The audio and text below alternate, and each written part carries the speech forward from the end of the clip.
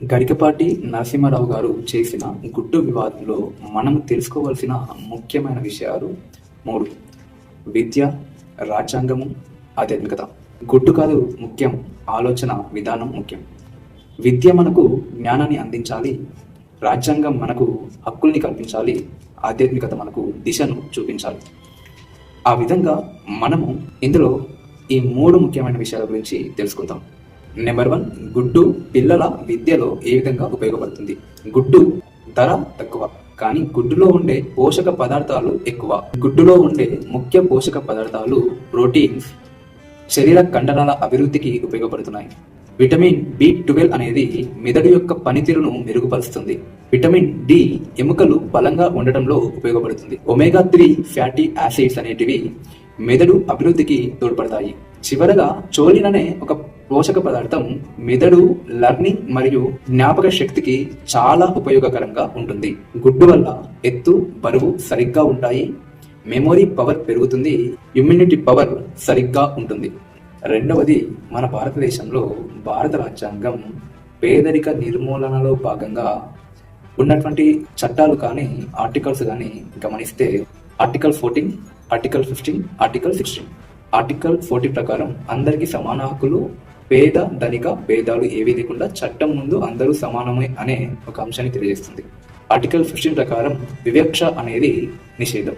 Article 16 ప్రకారం ఉద్యోగాలలో అందరికీ సమాన అవకాశాలు కల్పించడం. ఈ 3 పక్కన పెడితే ముఖ్యమైన ఆర్టికల్ 21 క్లాస్ A, జీవించే హక్కులో విద్య అనేది ఒక హక్కుగా ఉంటుంది.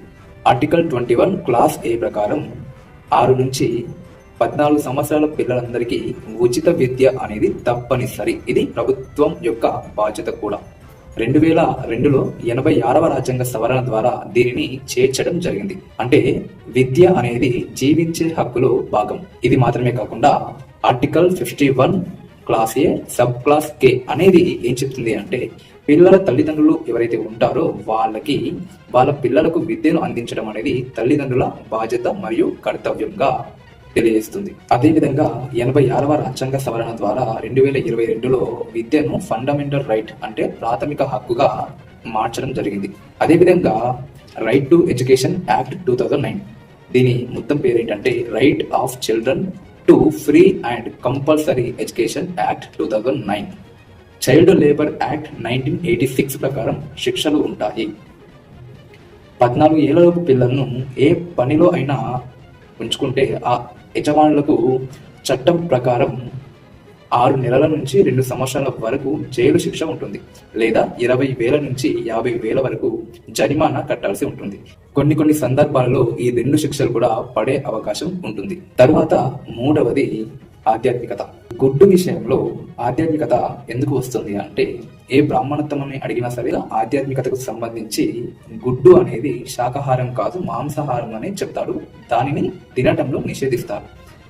ఇక్కడ మాంసాహారం అనే విషయాన్ని పక్కన పెడితే విద్యకు సంబంధించి అది పోషక పదార్థం కాబట్టి ఆ పోషక పదార్థాల వల్ల విద్యలో పిల్లలకు అనేక లాభాలు, ఉపయోగాలు ఉన్నాయి. కాబట్టి మిడ్ డే మీల్ స్కీమ్ ద్వారా పోషక పదార్థాలను అందించడం జరుగుతుంది.